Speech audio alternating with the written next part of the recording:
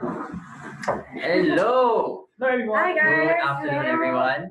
Hi. So thank you for joining us today at AMA session number 3. I'm Melody and I'm John. I'm Tuya. So today, first we'll be going through some questions that you had for us on the live poll, and then after that, John here will be going through a notebook that he has done himself that's relevant to what you've learned this week. So let's go. Yeah. So before let me just move this so that you don't see more of the scenery than you do us. So we are a bunch of new faces today. So I think before we jump into the questions for week 3, let's introduce ourselves a little bit. I was not a software person, for the first 20 plus years of my life. I actually studied finance in school, and I used to work for a bank, right? In the front office. But I decided, after a while that I really wanted to dive into software development, and I started to self-train myself.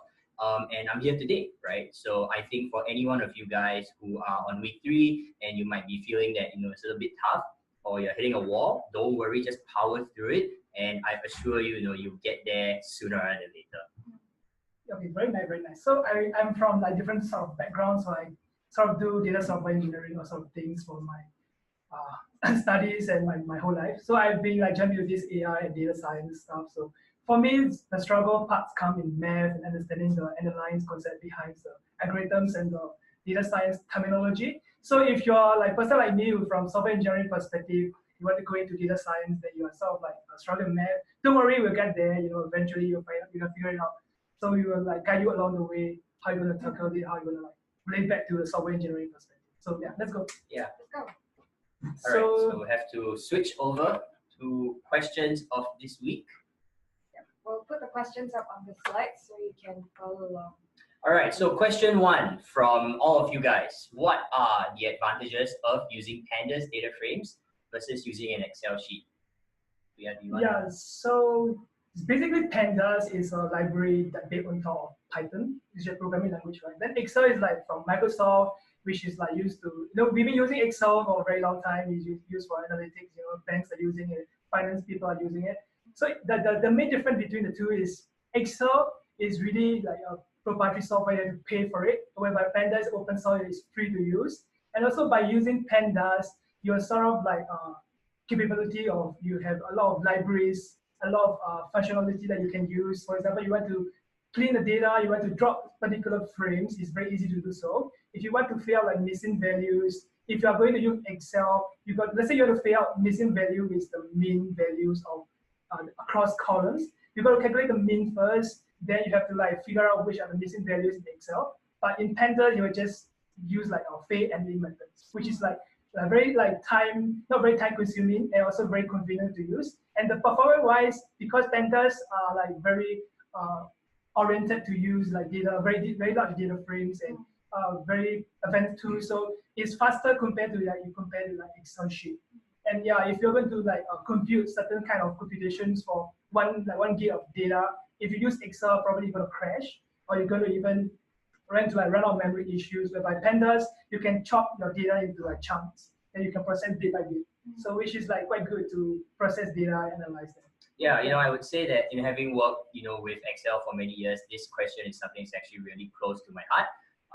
And when I first started with using Pandas to actually manipulate data frames, like I felt that it was so much more troublesome to sort of set up the data frames as opposed to being able to just go into Excel and do things.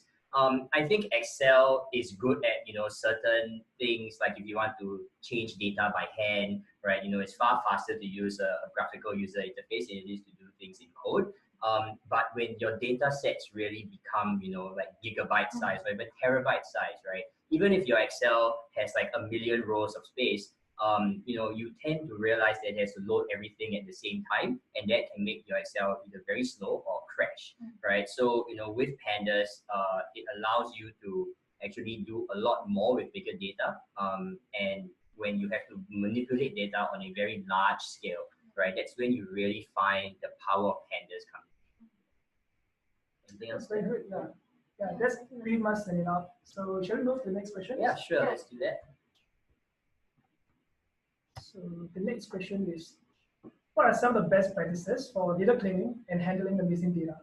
Right. So you're going to hear me say it depends a lot because it really does when it comes to data. So it depends on the data set, right? When you get the data, there are different conditions, right? That are, that you are processing the data in. There are different conditions the data is in, and there are different approaches, right, that you want to take. So you actually have to sort of think and choose what methods you want to use, and most of these things actually kind of experience. But there are certain, like, just ground things that one can do when you begin to work with a fresh data set, right? The first thing I personally do is I begin to look for null values, right?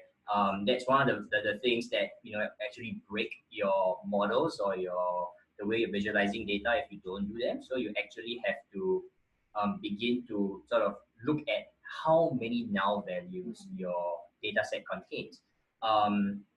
There are multiple ways of dealing with null values. The easiest way, and actually I think the fastest way for a beginner, would be to just drop it, right? Drop everything. It's not wrong, because that's more, it preserves the cleanliness of the data, so to speak, right? Because the other things you can do is you can start to impute, like values. You can use different columns in your data frame to guess what a missing data might be. You can begin to cut off outliers, that you determine whether you want to use 2 standard deviations or 3 standard deviations, things like that. You could even use models to impute the data into, what the model would think, right? A feature would be. So there are many ways to sort of insert values, and the one thing to sort of remember is that the more you sort of guess with your data, the more you could be actually applying a bias, or skew your analysis, right? So it really comes down to a decision, whether you want to, be simple or be complicated about it, and keep that in mind as you go forward. So ideally, the good things of doing, like whether you have to deal with missing data or not, is it like you draw everything first, you try it out as like a very mediocre sort of data set, and if your model doesn't perform well, then you try to like figure out what kind of things that you're going to like, insert into it. Is it going to be mean? Is it going to be like medium? Is it going to be maps of this? Or is it going to be like, you have to transform to some form of data, then you try to apply the same algorithms or different kind of algorithms to see whether any performance improved over time? Yeah, something like that? Yeah. So that's generally what I try to do. I try to do the most minimum cleaning that one needs to do to begin. Because the next thing, right, when you do data cleaning and handling of missing data, is to actually try to visualize what your data looks like, right? You could find that a distribution is super skewed, right? Or you could find that like the correlations of things are either very correlated or not correlated, right? Or you could find that you have some crazy outliers, right? That you have to sort of adjust for. And if you spend a lot of time doing your data cleaning before you sort of have a sort of more bird's eye view handle on the data, the more time you could potentially waste, right? So again, when you do data science, it's not something that you can do really quickly. You actually do sink a fair amount of time into it. So these are sort of my little best practices to sort of save time and not do things that may end up being a dead end somewhere down the road. So, what about you? Do you have some tips for best practices personally? Personally, I wouldn't say there's best practices, but there's some common practices that you can do. You have like data set when you first arrive, like when you receive a data set. What you should do is you look into like what attributes you have, how many columns you have, how many rows do you have, and then whether the columns are like redundant. For example, if you have a finance data set, you have a individual columns that there were like total columns, which is like a bit redundant. You can just compute across by just summing up all the columns there is. So you should probably drop that kind of redundant column first. Then we try to see whether is there any missing data. If there's any missing data, right, does it make sense to like kind of compute like means value or median value that is up there? Or you just if the null values are like out of 1,000 rows, you probably drop it because that one row probably doesn't matter because they have like 999 rows to work with, right? Yeah, so that's basically my go-to sort of like this. So there's no best practice per se, but there's some common practices you can follow. You can always like look into some machine learning guides or all sort of things.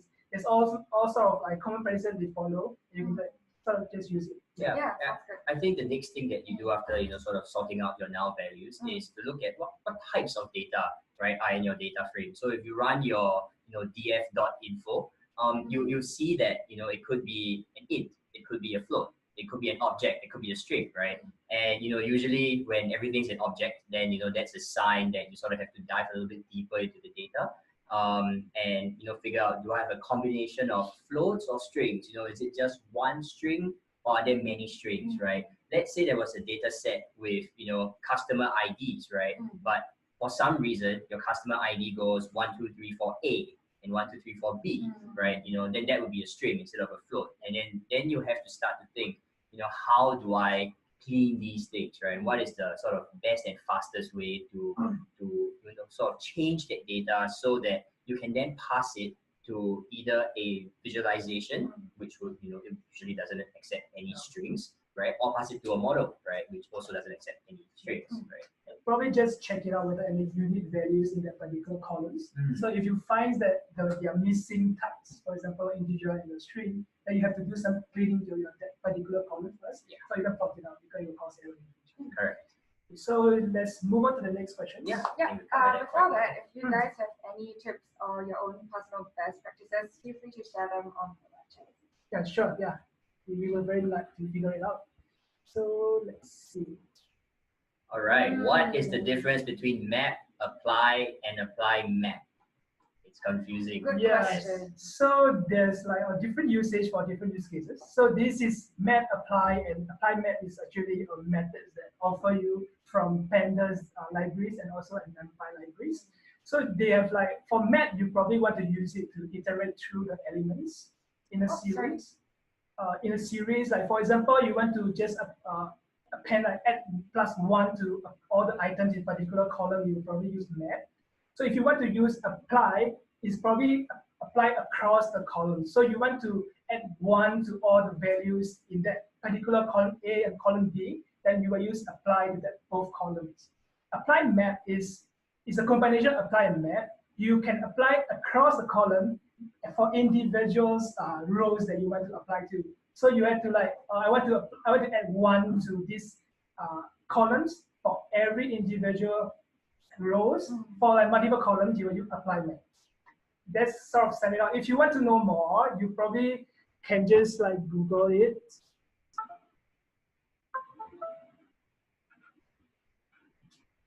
So, see.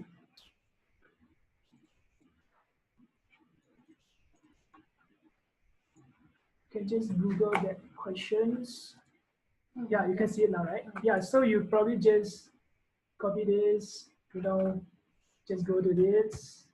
You can find our answer here. So there's like very nice write-up and give you some example, like what's map, what's apply map, and all sort of things. So yeah, it's good to have like, go and explore these kind of forums that which already have answer and they really understand and give you like very good examples and try to give you some insight out of the question. So yeah, so if you want to like know more in depth, you can always go there and find out.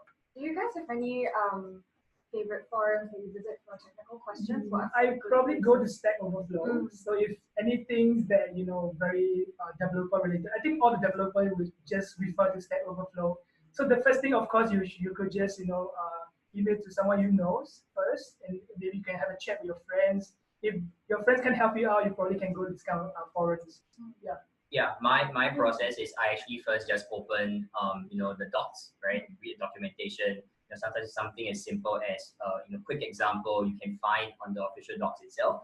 But if you want to do something a bit more fancy, chances are that someone has already answered that question. You just have to do a little bit of thinking to sort of put into words what exactly you want to do, right? And what I find really helpful there is to sort of break it down in your mind. Like, what is the number one most simple thing that I need my code to do, right? Then you Google it, and then you begin to see that, Stack Overflow, which I think is one of the more frequent places that I visit, has all these questions on there that have been answered, and they do give you the building blocks of how you can then begin to, write your code, right? So that's my personal process.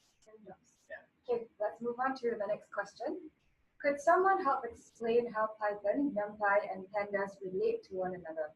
What do you guys think? So, yeah, Python is actually a programming language which is open source. If you are talking about NumPy and Pandas, they are the library that based on this Python programming language. So they are sort of like helper functions for you to, process something very quick. So some common things like, sum it up, adding, finding means, medians, and more sort of functions are available in NumPy. So NumPy usually used for scientific calculation in that space domain per se. So they are like a bunch of scientists who came out and like try to come out with some common set of methods that you use to put into a library so it's available for others to use. So Pandas is actually a data-oriented libraries. So you can like manipulate data, fill out null values, drop value, you some like picture transformation, apply logarithmic functions to it. So actually, Pandas and NumPy are libraries. Then Python itself is a programming language like Java, Kotlin. Right. So yeah. So I like to like just put a little bit of a history lesson here because the inventor of Pandas is actually a guy named Wes McKinney, right? Who actually invented Pandas because he was unable to use Excel to process his huge data sets. Yes. Right. So he built Pandas on top of the NumPy library, right? And so NumPy provides a lot of the calculations and the shapes of matrices inside of your memory, and then Pandas uses that engine to make all these data frame tables methods. We basically make your Excel in Python, right? And where does Python sit? All this sits at the bottom, right? And these things are built on top of the Python programming language. That's a really good, very good thing. Yeah. Good library. Okay, so let's move on to the next question. How can I change the values of multiple cells in my Pandas data frame? So there is multiple ways to do it. Like it depends, like what you would say. It depends. So if you're going to change like one column specifically, you could just replace that column with another columns. Or you could just like locate using iloc or just log functions just to it is treat the Pandas data frame as a multi-dimensional data. You could just reference it by using index. So particular index, for example, I want to change row 39 column 2. So it's bracket 39 bracket 2. They just equal it to some value that you want to assign to, right?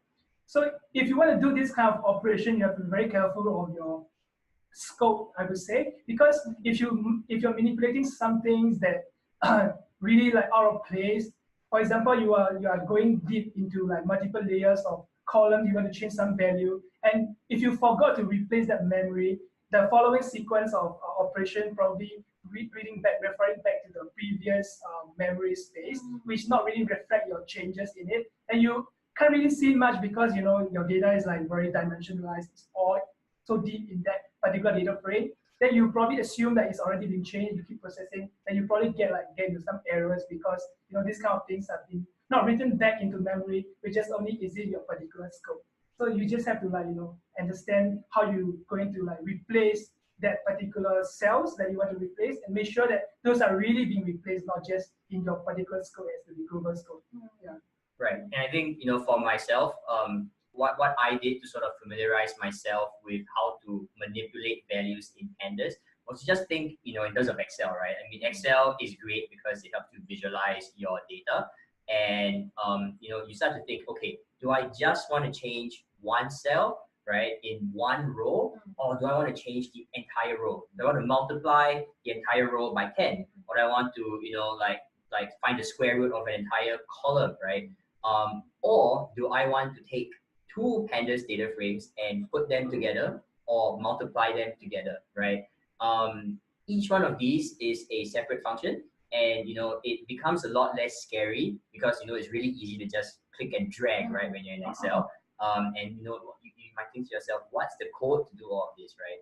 And then if you start to try to think of how to translate like 5 mouse clicks into one line of code, that gets really hard. So how I got around it was to actually just think, okay, what is my one mouse click? What am I trying to do here, right?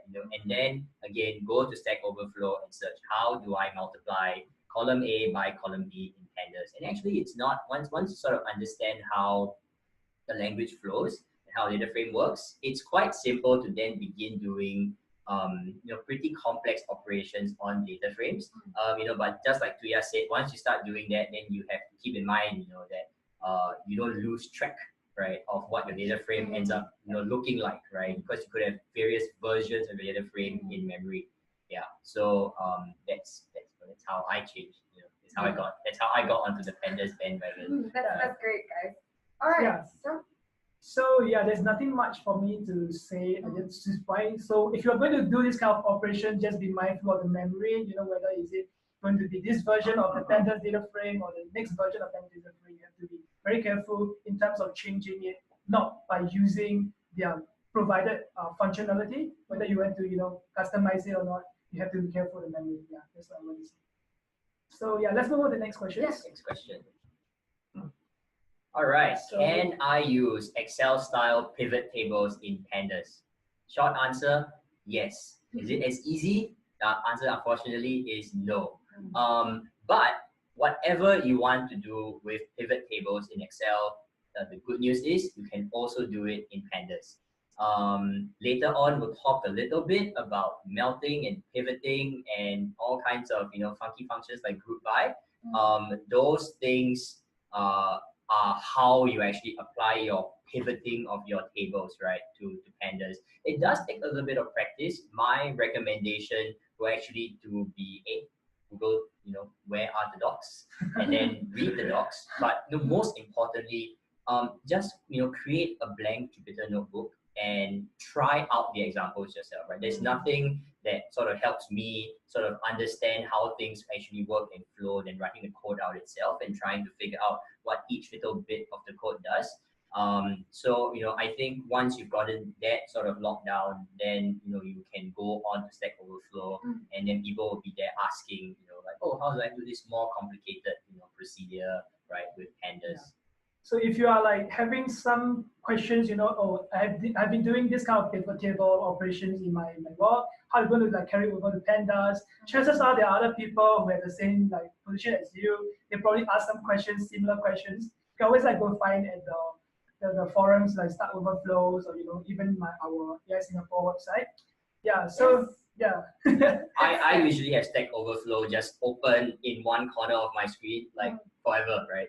I never like navigate away from it. So don't feel, especially if you're a beginner, don't feel like you need to conjure code from nothing, right? Everybody sort of needs a reference, right? So you're not weird, right? You need this assistance. That's good to know. Yeah. So shall we move on to the next question? All right. How do I create a data frame from scratch? So it depends, right? So the answer, go to answer is it depends. So if you want to create data frame from scratch, by means you have like a certain form of data. If your data is not structured per se, as in like CSV format or database format, you want to change into a data frame to play around in Python environment. So what you could do, if let's say if you're familiar with JSON format or dictionary format in Python, so you could just change your data into key and value pair, and you just feed it into data frame methods, which is like Pandas. One of the methods from Pandas is called pandas.dataframe. Then you just put your dictionary into that variable aspect of the Pandas data frame, you will receive a Pandas data frame that is wrapped to your data. So we could give some example if you like go into Stack Overflow, that you could find that there are very like beginners friendly answer that you can find. There's some example you can find. Yeah, so it's not possible. It's possible, but you have to modify your data to fit into that dictionary format or a clean data like CSV files. Right, and normally when you are on Stack Overflow, you see people sort of putting questions, right? How do I do X in a data frame? How do I do Y in a data frame? And you realize that when people answer, just go look at the code, right? Like very often they would first create a dictionary, right? And then they would use the dictionary key value pairs to define the features or the columns and the values that need to be, in those columns. And that's how you actually make a data frame from scratch, right? Most of the time, you actually won't need to do this operation beyond, sort of testing out, functions and operations that you want to do.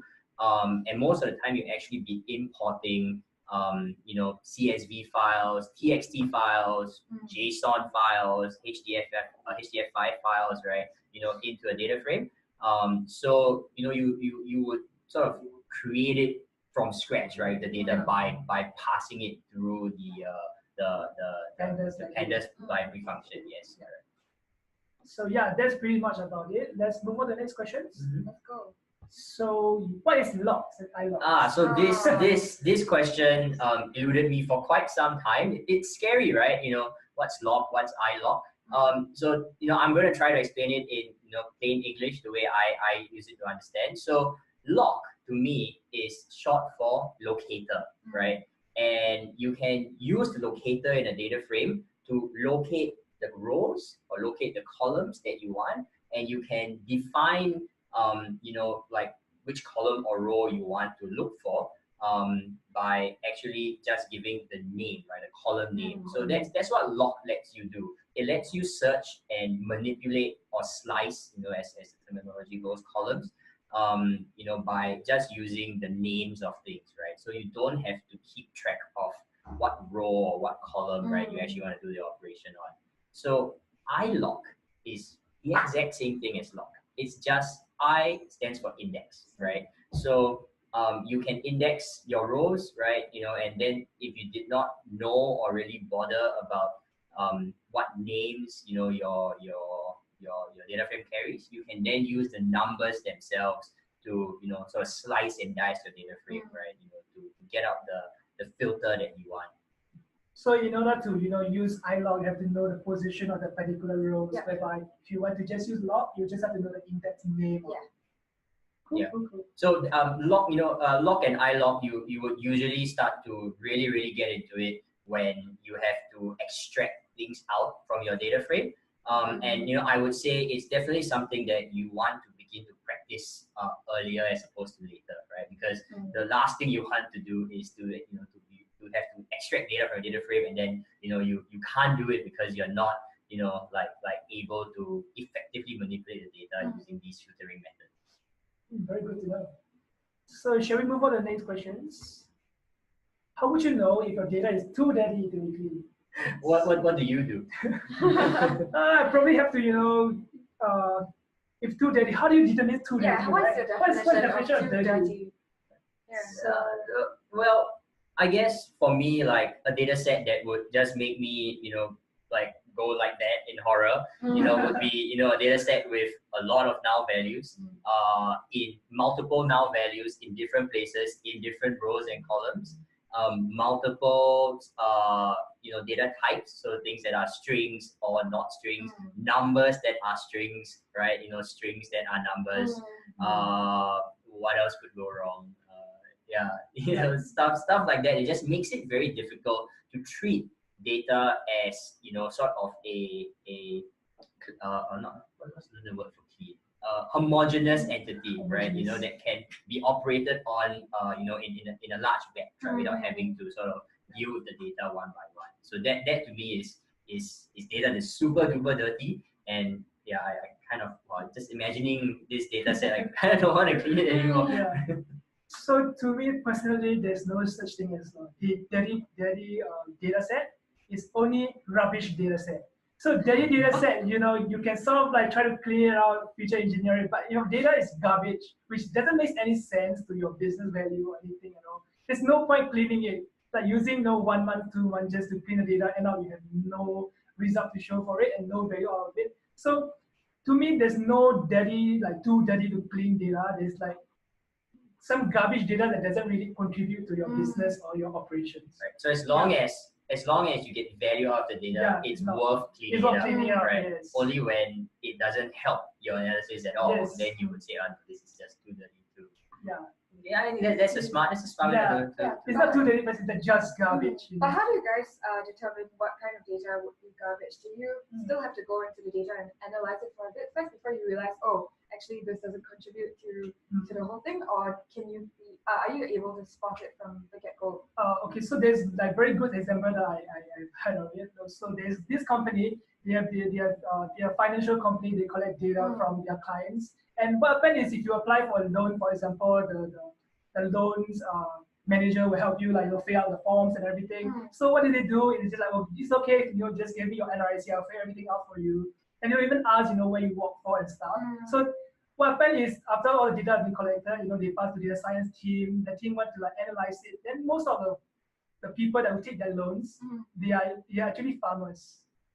It's like so around 80% of them are farmers. Then they are like, okay, so is it the data has been dirty? It's not dirty at all. It's like just in a sense that they are being filled in and very tiny formats, but the values are wrong. So what happened is that when they apply for the loans, the loan manager just tick the first ever box there is to increase their processing rates. So the first option is farmers. So their data are everything's like farmers because they don't really ask from the loan applicants itself. So yeah, this kind of data is not considered dirty. It's just garbage. That isn't really contribute to your analytics or your any of the operation you want to do because it's all fake. Right. Yeah. So there'll be like a misclassified point or just a mistake in recording, right? So you probably realize that you have to drop that entire occupation row and see if there are any more relationships between the features that can help you predict something, right? I guess in this case you're trying to predict whether or not these people will pay back the loans, right? Correct. Yeah. So you can imagine that if you did not know the occupation of, it could be a very important feature, right? But because the guys that were collecting data didn't do it, that could severely impact the ability for the data science team to actually get predictions correct. Right? So it's better to have dirty data than this kind of data which doesn't make sense to you, right? So yeah, don't worry about the dirty thing. There's always a way to clean it as long as it gives you some meaning out of it. Yep. Cool. Okay. So yeah, let's move to the next question. What are some good sources of data in Singapore? What do you think, guys? To be honest, there's no. Okay, I wouldn't say no, but there are some good sources like data.gov.sg, but it only exposes certain aspect of the government data. It's not all. Like I was trying to predict HDB, what's going to be the price of HDB in the next 20 years or something. So I try to find, HDB data. They have their data, but it's not good enough for you to predict what's the price going to be like in the 20 years. Because they only give you past data, which is like 5 years before. So there's no way for you to know the current price unless you go and collect it yourself. So depends on what's considered good for you. If you want to just have dummy data or any sort of data to play around, there's good sources like data.gov.sg is quite good. You just download the data, you can play around it. But if you want to do something like predict the HDB prices for 20 years in the future, that's not possible. Yeah. So I actually had a friend who did a similar project, and she found the HDB resale data from either data.gov.sg or the HDB website, right? But that wasn't enough for her. She was trying to figure out if she applied for Tengah, where the price might go to in the next 10 years, depending on what other estates, right, had sort of seen in terms of their price increase, right, in years past. And one of the big features that she thought was required but wasn't available was where the MRT was, right, and whether or not when a flat was sort of sold on the resale market, if it was close to the MRT, walking distance or driving distance, or you had to take a bus, right? So what she then had to do was that she went to Google Maps, right? And she used the Google Maps API to pull out the location data of the MRTs, right? And then sort of, then she had a different problem, right? She said, okay, I have the postal code of the HDB flats, I have the street address, but that's not given to me by Google Maps. It's only longitude and latitude data, right? So then she actually had to go back to the Google API and run all of the addresses in her database to get longitude and latitude as well. But with that data, she was able to then run the distance calculation and find out if a particular place was near the MRT or not, and then also do more sort of in-depth analysis in a data set saying, I know that Northeast Line was not built from before this year, right? So I'm not going to, sort of use this feature for flat sold before, X year, right? So there's the moral of the story there, what I'm trying to say is that there's, really no one good place for good data. Normally you would have to sort of be creative and figure out how to sort of, pull that out on your own. But it is out there. In addition to data.gov.sg, there's also SyncStats, which is part of our statistics collection agency in Singapore. They actually have some good stuff, but you have to dig through it.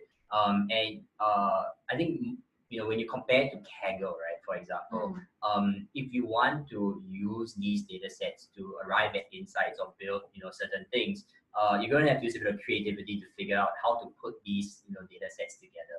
That's very good. Actually, one of the API that you can also make use of is called onemap.sg. So these also provide a lot of services. Like for example, there's one API you can search how many people, how many like adults are working in this particular district, for example. So you can make use of their APIs to receive some data which is totally out of gov.sg. Yeah. So there are other sources available. Is for you to dig and find it out how you get the data from and how you're going to consolidate them together, or how you even like transform it to something make sense to you or useful for you. Yeah, remember to make use of your domain knowledge and get creative with how you pull up the data. Okay. Shall we move on to let's move on to the next question. Can we parse results from help command by pages instead? At the moment, if, for example, I type help numpy array in IPython, it will scroll the entire help results. Would it be easier to read in pages? So this is like a quality of life kind of thing, right?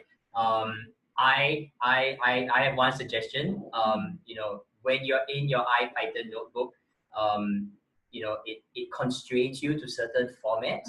So you could hack something out, to display it in page by page instead of having to scroll through, the entire documentation.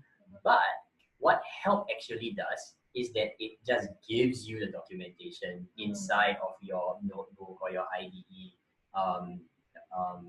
without anything else, right? So you could also just open up, a browser screen, and there's a lot of real estate there to display, and you see it in color or well formatted text. So I think the easiest way to sort of access the documentation I personally use is to just go to the website itself, right? And sometimes the documentation for websites actually have links to further examples or other topics that might be relevant to what you're searching for, right? So that's sort of the extra things that you could get from using the interactive version rather than just using the help command. Yeah. So if you should notice, right, the interactive version is also the same as the document on the website. So yeah, if you want to just just go to open your browser, just go to this documents repository or something similar. Just you can find everything is that same thing there. You don't have to rely on your terminal just to type help commands to find it out. Yep. All right, I think that takes care of it. Yeah. So let's move to the next. This is the last question, I think. Last question. All right. So how much melting is done in practice? Is melting applicable or less applicable based on where it came from? Is melting a feature of bad data collection, right? Should we avoid melting? I think this goes back to basically using the data frame as a pivot table, using a pivot table function. When you want to run certain analysis, right, in a data frame, you might need to subset something, index something, stack something on top of each other, right? So that visually, not visually, like when the machine sort of runs sort of its analysis through it, it makes sense for the machine, right? But what makes sense for the machine might not make sense when presented visually, right? So these functions, such as melting and pivoting and stacking, are really things that sort of help you reshape and revisualize your data for either machine consumption or people consumption. Obviously there are in my opinion like best practices for formatting things for a report, and best practices for formatting things to pass into models. But I think my recommendation would be to get a hold on how the melts and the pivots and the stacks actually work. Go on to Stack Overflow or to read the docs and just try out some of the commands, and then you'll be able to sort of see when you deal with more real life data sets, what you actually sort of need to do, right? Instead of saying that, oh, like these things are wrong and those things are right. I think it all depends, right? Yeah. The one thing I want to add is about the database thing. So if you are talking about production, their database are very normalized, very structured. In a sense, you can just put it out. There's no cleaning to be done. Everything is there. That's very optimistic, I would say, because I've been working with like real life data. You'll be surprised there are company who doesn't really practice, 3DNF or 3NF sort of method to really store your data. You know what they are doing is just dump everything in. Not even one NF. Yeah, they just, I just create one column, I dump like 3 columns there. You have to just, when you read it, you have to do. They are using structured data as a non-structured way. So they store JSON file inside. Then you're like, oh, actually, if you want to migrate to new data format, it would take me like 3 months. Instead of that, I just change this particular cell into a JSON, so I can dump multiple columns in it. So in these kind of conditions, you can't really rely on your database to do cleanings or formatting for you. You have to really dig into the data and say, oh, this is actually JSON file. Melt it into something else. I will change my format to my more representative form. Yeah. So yeah, that's one thing to note. Yeah, it's always not really good to rely on the data coming from a database. It might surprise you sometimes. All right. Yeah. All right. So 12 questions. All right. So let's pretty much sum up our Q&A session. So learn something, pick up something new. Yeah. Hopefully we answer correctly. If we have miss out something, it's feel free to write to us or leave a comment on the chat. We will always try to improve whatever answer that we come up with. So this question answer will be sent to you by next week Monday via newsletter. So if you miss out something, you can always refer to that. Yeah, and as always, it depends, right? So if you have something else to add, I'm sure there is things to add, edge cases to illustrate. Please send them in, right? Nothing is invalid, and we want to hear what you think, right? What's on your mind? Yeah. Okay, so now we can move into the next section. John is going to walk you through a notebook that he has worked on in the past. So give us a moment while we pull it out for you. Right. So this week or last week, I guess you guys were working on importing data into Python as well as cleaning data, right? So this is a notebook that I worked on some time ago. And what we were trying to do was use data from the data.gov.sg, and we were trying to predict if we could find out if we can. We were trying to find out if we can predict hand, foot, and mouth disease occurrence from polyclinic attendance data, right? From 1 week prior or 2 weeks prior. So can I describe the mouse here, right? So as you can see, the first thing that we did was that we had to go get the data, right? So we went to data.gov.sg and we downloaded the file, which was a CSV file. And then we passed that into the Pandas library, right? So read this CSV file as a data frame, right? And printing out the data frame, we see that, all right, so we have 3 columns here.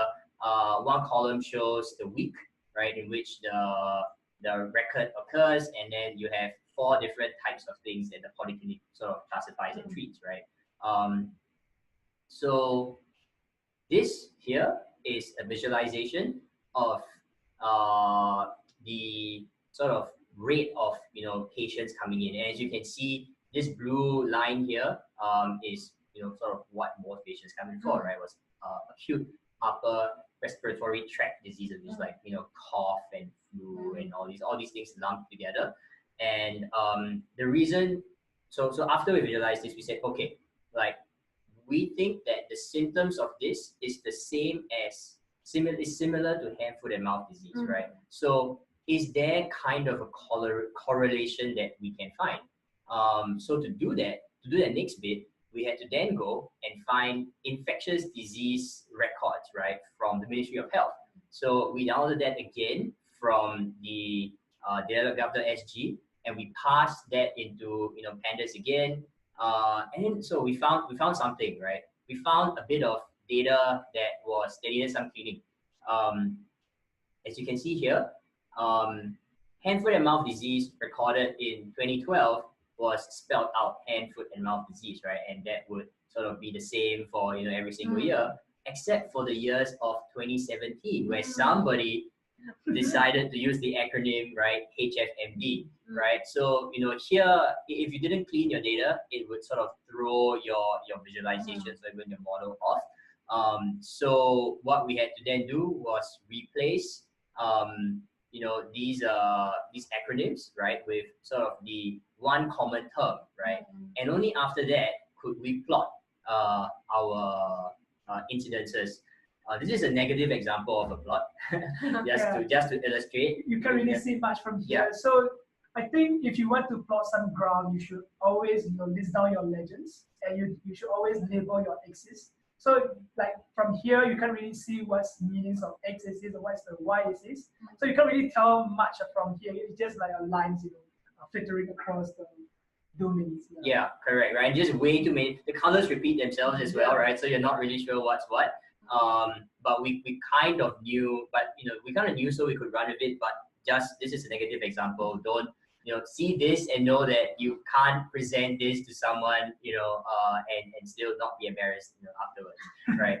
So, okay, moving on, right? So now that we had our two data sets, we had to figure out how to, sort of squish them together, right? So that, they could be sort of plotted together, and that's where, our, pivoting and other things sort of come in. So, I will share this notebook with you guys so that you can take a look after that.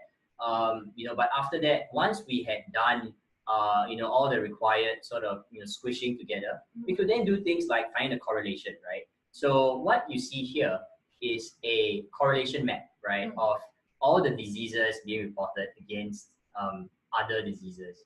So what we sort of thought was interesting here was this region, right? This is, everywhere else looks kind of random. But here, there are sort of high correlations between diarrhea and chickenpox and conjunctivitis. I'm not sure why. Maybe someone who is in the health industry knows why all these things happen together, or maybe they just happen a lot, right? So there's no sort of like incidents where there is no chickenpox. There's always chickenpox, right? So it could be it, right? So these plots can sort of show you something, but they don't show you everything, right? And you always want to take things with sort of a grain of salt. Anything else? So how do you determine whether they are highly correlated or not? Just from how do you know? Yeah. So okay. So when you look at this correlation heat map, what you have here is this intensity chart, right? So we start at 0, which is white, which means 0 correlation, right? And as you move up towards the red, it means that at 1.0 it is perfectly correlated. So perfect correlation means that every time you have one chickenpox, you will also have one conjunctivitis, right? And if you are negative 1.0 correlations, like every time you have one chickenpox, you will never have, right, conjunctivitis. And yeah, I think that. Okay, so the other thing I wanted to say was that actually the only sort of useful part of this chart is this bottom triangle or this top triangle, because they are mirror images of each other, right? They actually both say the same thing on each side. So one challenge for you guys, make a correlation heat map and then figure out how to mask, right, the upper or lower portion of the heat map so that people don't get confused when they have to look at this whole thing, right? You could also figure out how do I put the correlation numbers into each of these squares, so it's more precise, right? So instead of just looking at a general sort of color, right? And can you change the color, right? There's something for you guys to try as well. As a matter of fact, you can. You can, yeah. Yes. So in order to do this kind of thing, you have to go and read the documentation of the particular library that you want to use. Then you will understand more from it. There's some example, you can try it out. As always, if you have some problems, you can always find, go to Slack Overflow, or you even post question in our Singapore, forum.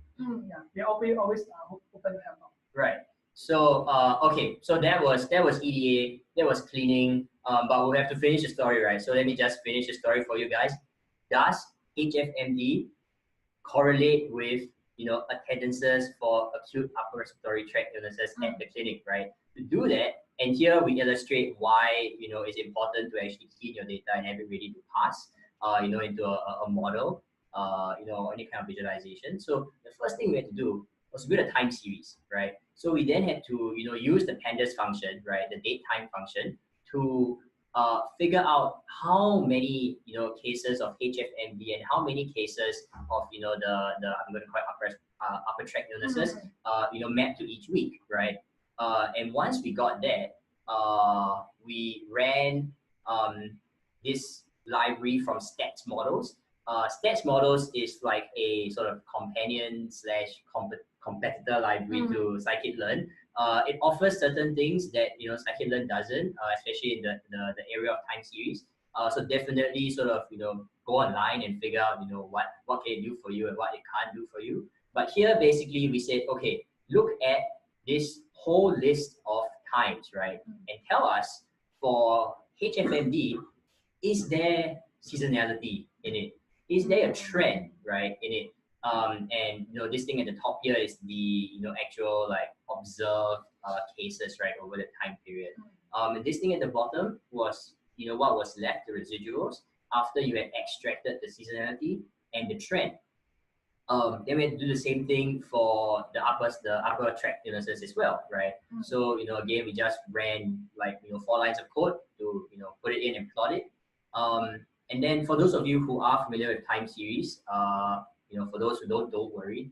It looks very complicated, but the good news is that if you go on Stack Overflow, right, people will actually give this to you when people ask the questions like, how do I find, how do I make a time series stationary, right? So that I can avoid, autocorrelation, right? So, this is the test that we ran. We ran the Dicky Fuller test using the stats models library, and with this code that I found on Stack Overflow, I got it to output, right, my thing.